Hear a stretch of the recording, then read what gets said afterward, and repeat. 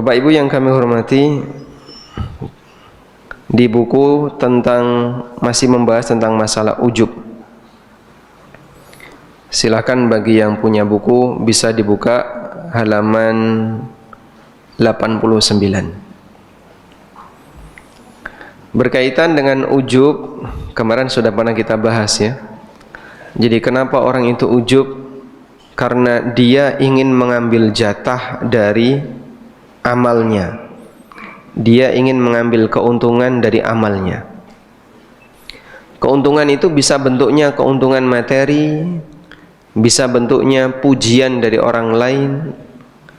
Nah, ketika keuntungan materi tidak ada, pujian dari orang lain nggak ada, karena saat dia beramal tidak ada satupun yang melihat dan dia nggak cerita, maka selanjutnya giliran yang terakhir adalah dia memuji dirinya sendiri. Maka ujub itu terjadi ketika seseorang memuji dirinya sendiri pada saat melakukan ketaatan. Nah, saat dia memuji dirinya sendiri, begini ya ceritanya. Orang beramal, saat dia beramal, hati ingin dapat apa? Keuntungan. Jiwa manusia ingin mendapatkan keuntungan. Saya tulis jiwa ya. Dan keuntungan itu bisa bentuknya keuntungan materi. Aku sholat tahajud kok ora dibayar, nah, maka keuntungan materinya nggak ada. Aku poso ora entuk duit, berarti keuntungan materinya tidak ada. Yang kedua, keuntungan berupa pujian. Pujian dari siapa? Dari orang lain.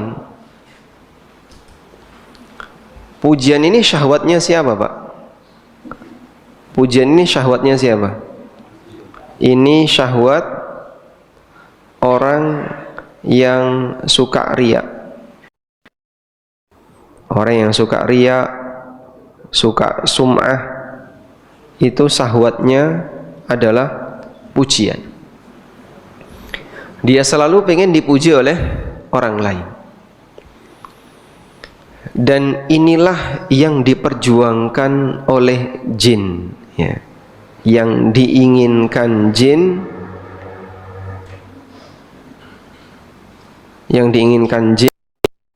saat bantu manusia. Jadi kalau misalnya terjadi kerjasama antara jin dan manusia, ada manusia bisa terbang, ada manusia bisa ngilang, bisa nembus tembok dan seterusnya. Sebenarnya yang diinginkan jin itu apa? Apakah dibayar? Atau apa? Dilakukan kerjasama itu tujuannya apa jin? Agar dia mendapatkan pujian dari manusia. Sehingga yang diinginkan jin di situ adalah sajen, sesajian dari manusia. Sesajian yang diberikan oleh manusia itu tentu saja jin nggak makan. Makanan jin bukan itu. Ada orang mempersembahkan misalnya apa, kepala kambing, kepala sapi, kepala kerbau, lalu ditanam, atau dia sajen berupa bahan-bahan larung. Isinya sajen larung itu apa saja, Pak? Ada aneka buah-buahan, ada nasi satu cungkup, dan aneka bahan sesajian yang lainnya. Apakah jin makan itu? Tidak. Orang mereti kali dalam rangka untuk sajen ke kali, ke sungai, yang dia berikan apa? Buah-buahan. Ada pisang satu sisir, tambah apel, tambah ini, terus ditaruh di sungai.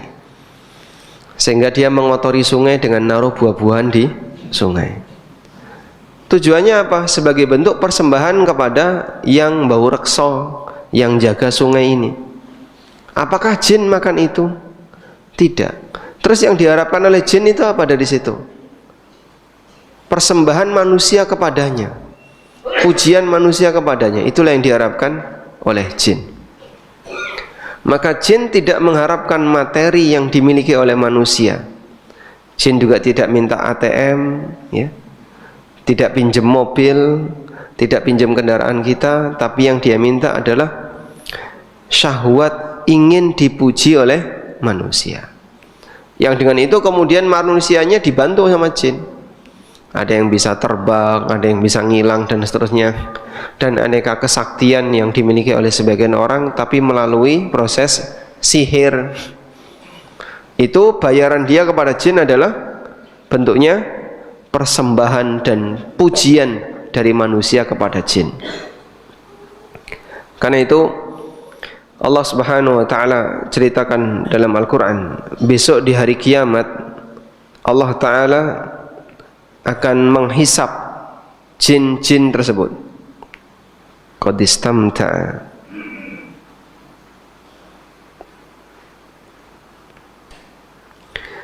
Gimana ayatnya?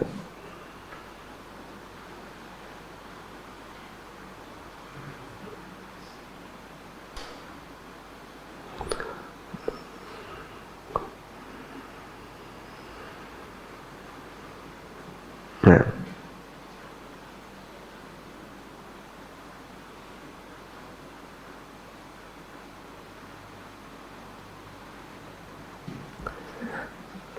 Di surat apa itu yang Allah menyebutkan tentang bagaimana, nah di sini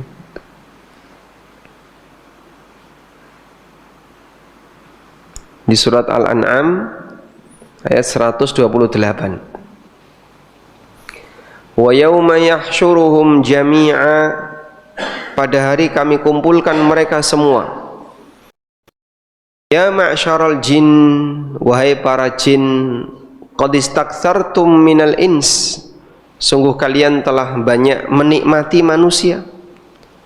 Wa qala awliya'uhum minal ins, dan kekasih-kekasih jin, wali-wali jin dari kalangan manusia mengatakan, Rabbana istamta'a ba'duna bi ba'din, wahai Rabb kami, satu sama lain di antara kami sudah saling menikmati. Manusia menikmati jin, jin menikmati manusia. Bagaimana bentuk manusia menikmati jin? Manusia dibantu oleh jin. Ada yang diangkat oleh jin, ada yang dibuat ngilang oleh jin, sehingga dari situ dia bisa mendapatkan uang. Karena apa? Dibayar oleh orang lain. Oh, ini Mbah Dukun sakti, akhirnya bisa membuka pengobatan alternatif karena dibantu oleh jin. Lalu bagaimana jin bisa menikmati manusia? Nah, jin menikmati manusia melalui apa? Sajen tadi. Jadi jin tidak mendapatkan materi, tapi syahwat dipuji, syahwat disembah, itu yang membuat jin jadi senang dan bangga. Maka di Al-Quran Allah katakan, Rabbana istamta'a ba'duna bi ba'din, wahai Rabb kami, sebagian kami telah menikmati sebagian yang lain. Kami saling menikmati antara satu dengan yang lain. Wa balagna ajalana alladhi ajjalta lana, hingga kami sampai kepada ajal yang kau tetapkan untuk kami. Jadi dolanan jin itu sampai mati, sampai tiba ajal. Qala, kemudian Allah berfirman, an-naru mathwakum khalidina fiha illa ma sya Allah. Neraka adalah tempat kalian dan kalian akan kekal di dalamnya illa ma sya Allah, kecuali apa yang Allah kehendaki. Inna rabbaka hakimun alim. Sesungguhnya Rabbmu adalah zat yang maha bijaksana lagi maha mengetahui. Baik. Sehingga dalam ayat ini Allah Subhanahu wa taala sebutkan bagaimana kerjasama yang terjadi antara manusia dan jin. Manusia dapat layanan dari jin berupa aneka kesaktian-kesaktian tadi, dan jin dapat layanan dari manusia berupa apa? Sesajian dan pujian. Baik, selanjutnya. Nah, ketika nomor 1 ini nggak dapat, nomor 2 nggak dapat. Di ceritanya ada yang beramal tersembunyi. Misalnya beramal tersembunyi, sholat tahajud tersembunyi nggak? Tersembunyi, di dalam rumah nggak ada yang tahu. Bahkan bojone saya turu dia tangi dhewean. Dia beramal tersembunyi dan dia tidak cerita, tidak dibayar. Apakah tahajud dibayar? Tidak. Sapa sing arep bayar? Yang kedua, tidak cerita. Berarti ada nggak orang lain yang tahu? Tidak. Maka saat 1 dan 2 ini tidak dapat, maka terkadang jiwa memuji dirinya sendiri. Ya, ingat, jiwa memuji dirinya sendiri. Inilah ujub. Sehingga manusia ketika ujub, karena nggak ada yang memuji dia, tidak ada yang menyanjung dia nggak dapat materi, dia nggak cerita-cerita ke orang lain, dia tidak riak, maka dia memuji dirinya sendiri. Dikala itulah orang melakukan kesalahan yang namanya ujub. Nah, ketika sudah ujub, maka manusia gimana? Manusia merasa terpuji. Saat merasa sangat terpuji, dia merasa lebih tinggi dibandingkan yang lain. Lebih tinggi dibanding yang lain. Nah, kalau sudah seperti ini, gilirannya adalah meremehkan orang lain. Tapi dalam batin dia meremehkan dalam batin. Nah, kowe iki mambengi ra salat, aku salat. Ora poso, aku poso. Kamu ora sedekah, aku sedekah, ora ono sing ngerti. Sehingga dia meremehkan orang lain dengan ketaatan yang dia punya. Itulah makanya jamaah, penyakit ini bisa berbahaya karena bisa menyebabkan orang itu merendahkan orang lain dengan ketaatan yang dia punya. Lalu obatnya bagaimana agar kita tidak terkena ujub ini? Obat ujub, Masya Allah. Baik, kajian bar subuh ini memang berat ya. Pengen yang geblak tapi Arab geblak ning masjid kayak sawangane didelok wong gitu. Makanya ketika geblak nggak bisa nyungsep. Baik, sekarang sabar-sabar ya. Insya Allah kajian kita nggak lama. Sampai jam berapa kita, Pak? Nanti jenengan nggak bisa tidur lagi. Makanya nggak boleh lama ya. Setengah jam aja cukup ya insya Allah. Kita lanjut sekarang. Terus obat ujub itu apa, Pak? Sekarang kita lihat ini. Kata kunci agar kita bisa mengatasi penyakit ujub adalah merasa bahwa dirinya sangat lemah dan rendah di hadapan Rabb-Nya. Bahkan ketika dia beramal, dia merasa takut amalnya tidak diterima. Karena memandang keagungan Allah dan kerendahan amalnya. Amalmu mung kaya ngene. Coba lihatlah Rabbmu, zat yang maha kuasa, maha besar. Kau mempersembahkan untuknya sebuah amal cuman kayak gini. Siapa yang jamin Allah akan menerima amalmu? Dia memandang keagungan Allah dan kerendahan amal yang banyak kekurangannya. Di saat itulah maka dia akan lebih hati-hati dan tidak ujub ketika beramal. Sehingga kata kunci obat ujub itu adalah merasa tidak aman. Ya, saya tulis di sini aja ya. Obat ujub adalah merasa tidak aman setelah beramal. Merasa tidak aman setelah beramal itu bagaimana, Pak? Takut amalnya tidak diterima. Jadi ketika dia takut, wah iki engko nek rano ganjarane piye? Dia khawatir, dia takut. Nah, pada saat kondisi semacam ini, maka dia merasa tidak aman setelah beramal. Enggak ada jaminan amalmu diterima. Tapi bagi sebagian orang, nek ra ditampa ya sesuk meneh. Ya luweh. Nah, ini bahaya ya. Ada model orang yang ketika dia beramal tapi enggak butuh pahala. Sehingga ada sebagian orang yang dia tahu amalmu ini bisa batal. Serah apa-apa sesuk meneh dibaleni meneh. Nek saiki ra ono ganjarane sesuk tak baleni meneh. Nah, ini terkadang membuat dia jadi tidak memperjuangkan agar amalnya itu diterima oleh Allah, atau dia tidak memperjuangkan untuk menjaga amalnya. Situasi seperti itulah yang disebutkan oleh Allah Subhanahu wa taala dalam Al-Qur'an. Allah menceritakan tentang karakter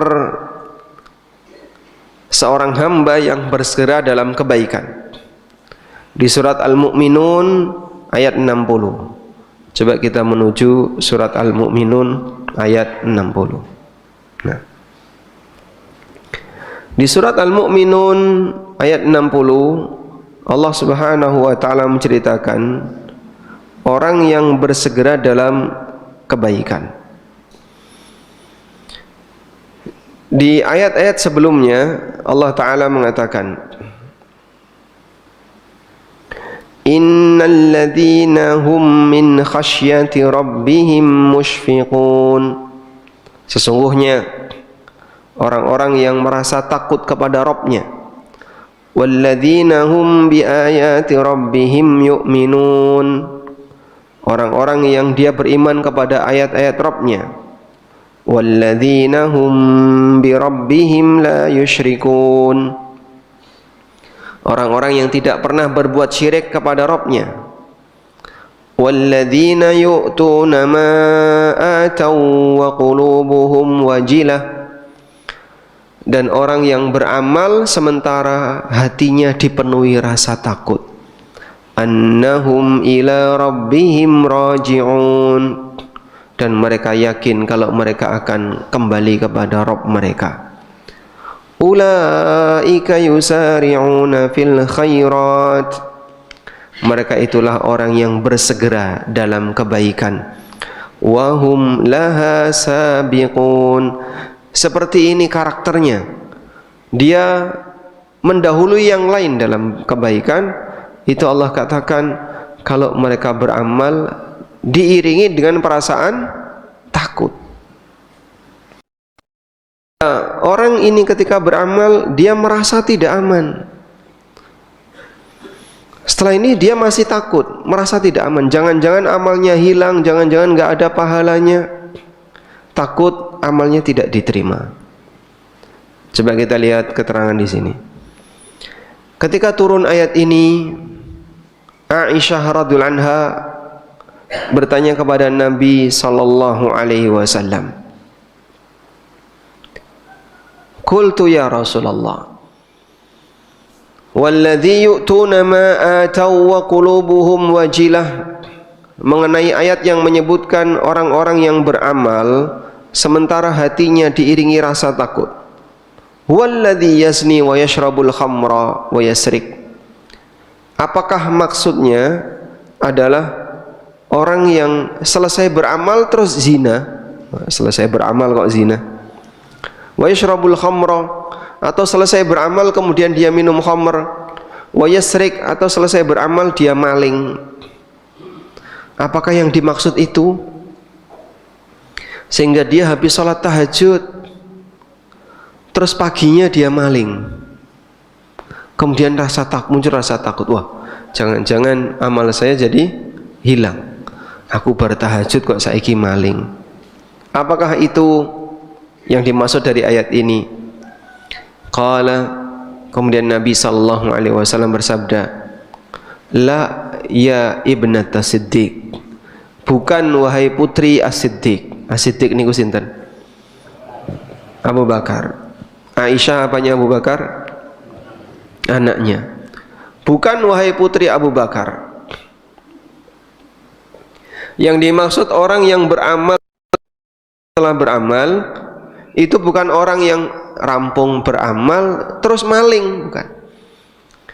Atau orang yang rampung beramal kemudian dia minum khamr, bukan itu. Bar salat Isya.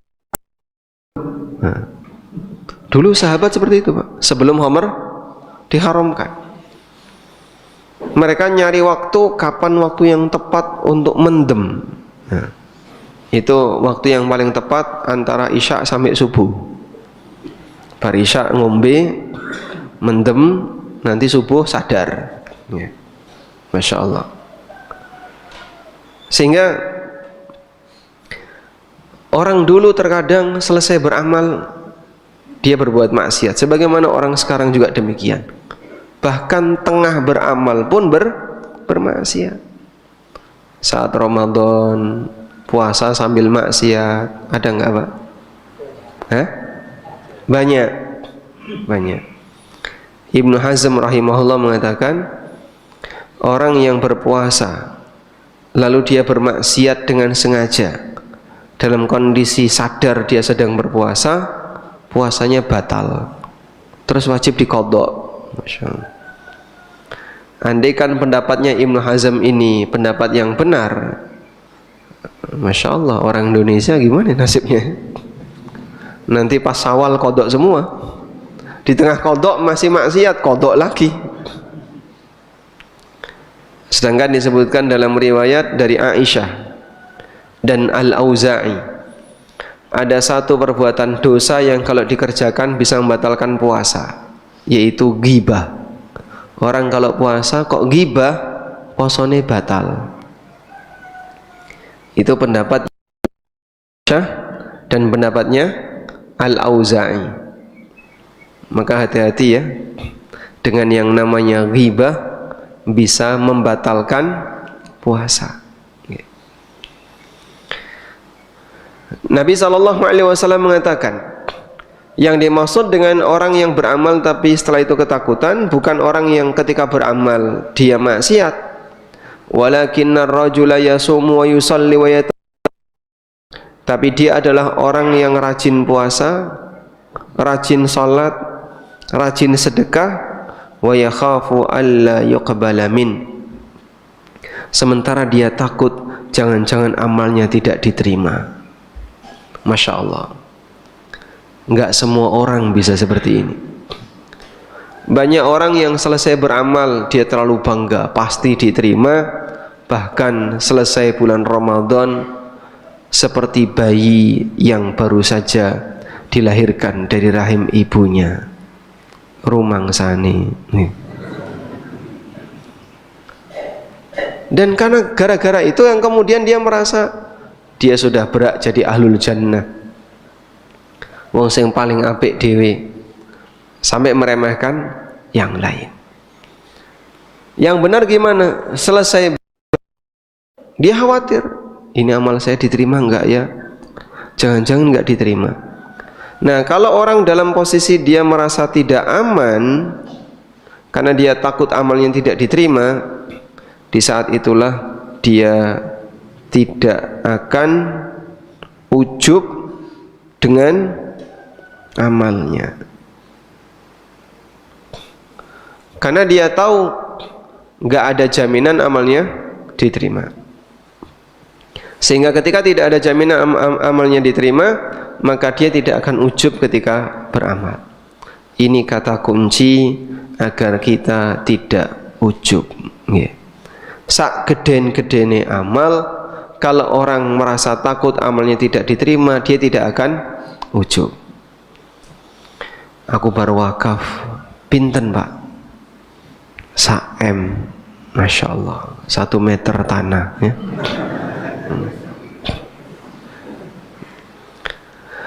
Nah, ketika dia merasa enggak ada jaminan amalku diterima, mbah Mas niku sing dengene donya, aku dhisik ling golek donya iki ya kadang ngawur-ngawuran, sehingga dia saat beramal merasa takut barangkali Allah tidak berkenan menerima.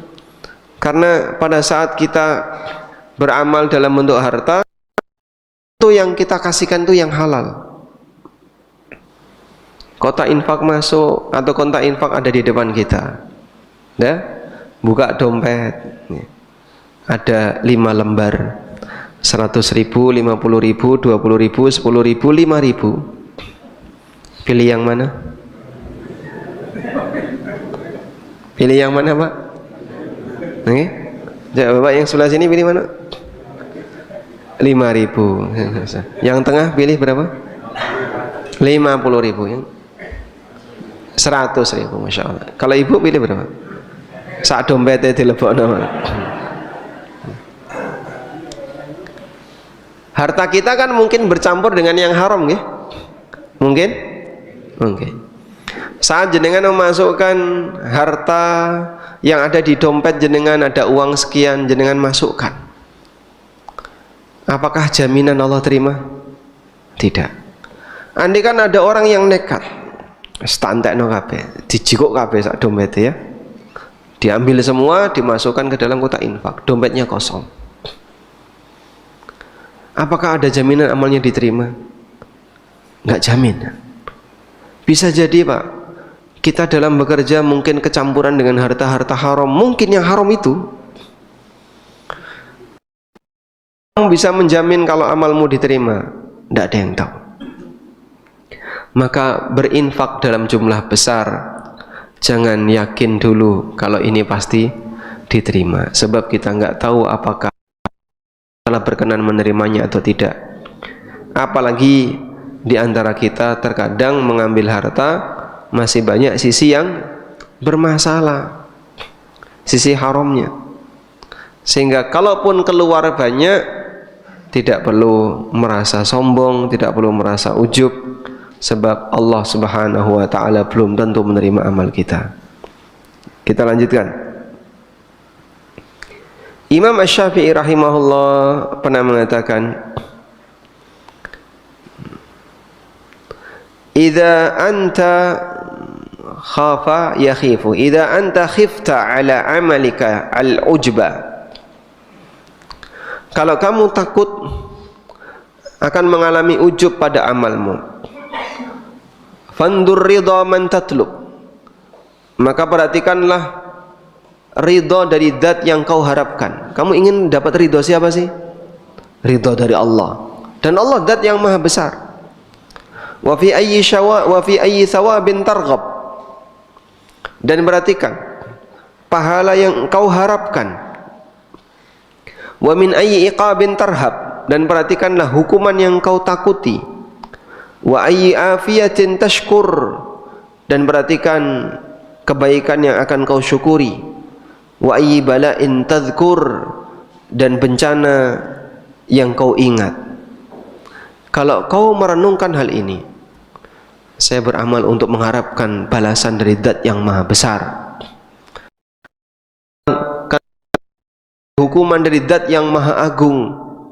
Saya beramal karena dia telah memberikan banyak sekali kelebihan bagiku yang layak untuk aku syukuri.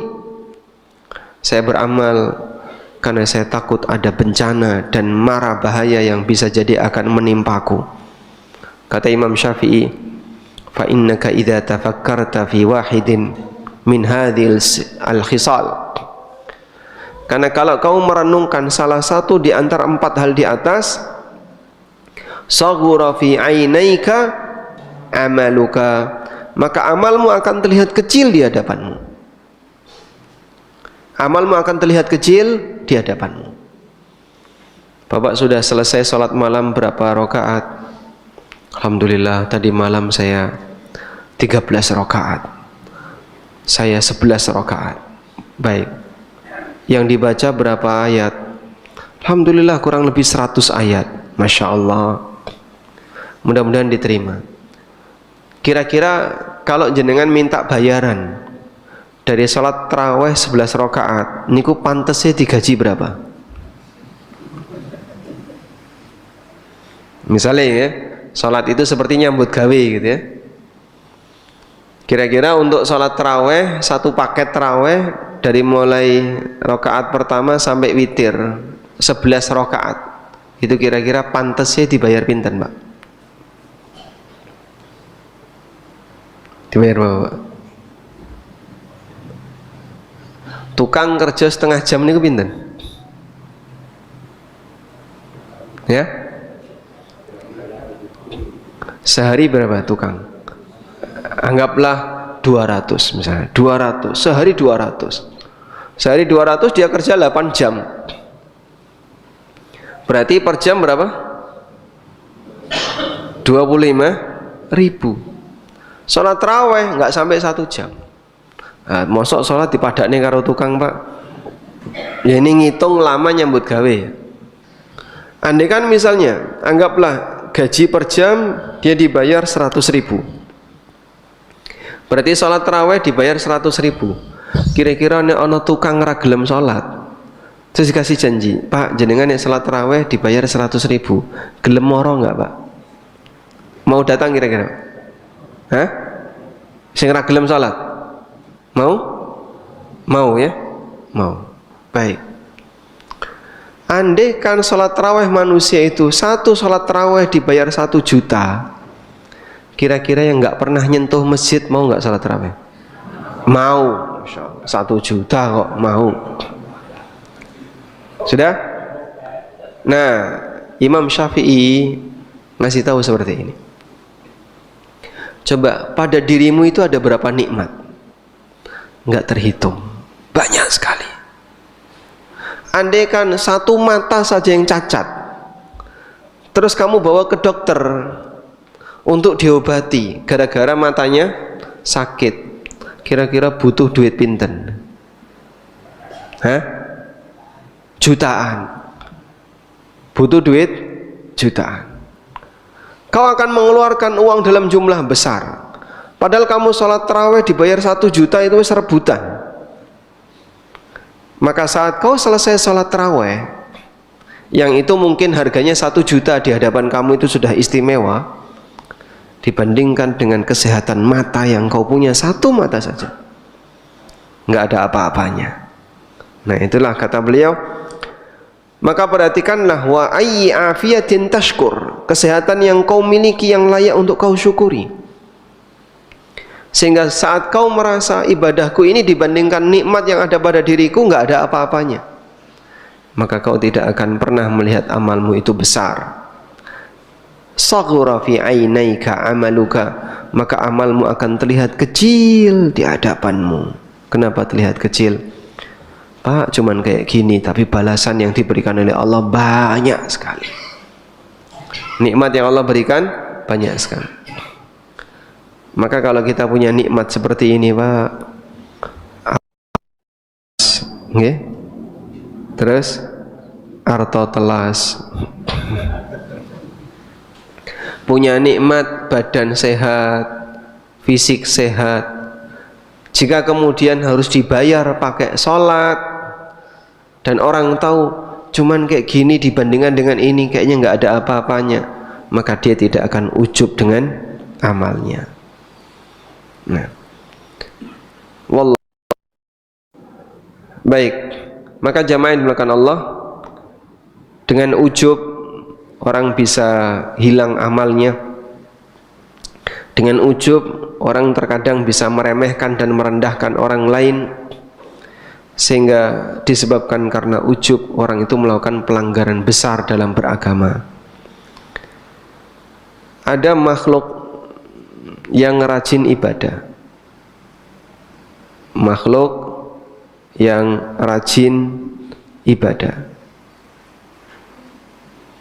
tapi dia ujub dan Allah tahu dia ini ujub. Dia ujub dan Allah tahu dia ujub.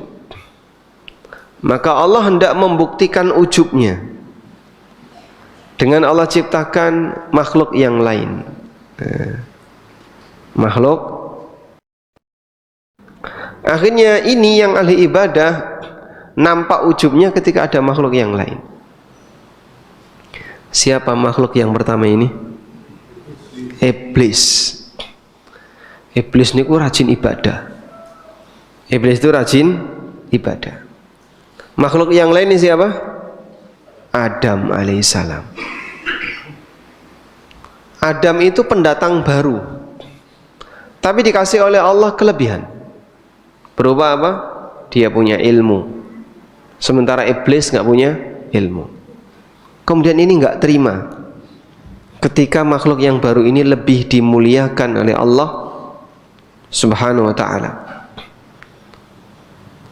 Maka saat dia tidak terima, dia pun nggak mau untuk menuruti perintah Allah. Nah sekarang ketahuan, yang selama ini kau rajin ibadah sampai kumpul sama malaikat. Iblis jadinya kumpul sama malaikat. Ternyata begitu diperintahkan oleh Allah sujud kepada Adam, wa idh qulna lil malaikati isjudu li Adam fasajadu. Seluruh malaikat sujud. Illa iblis. Iblis ada di tengah-tengah malaikat, gak gelem sujud. Maka dia bersikap sombong. Aba wastakbara wa kana minal kafirin.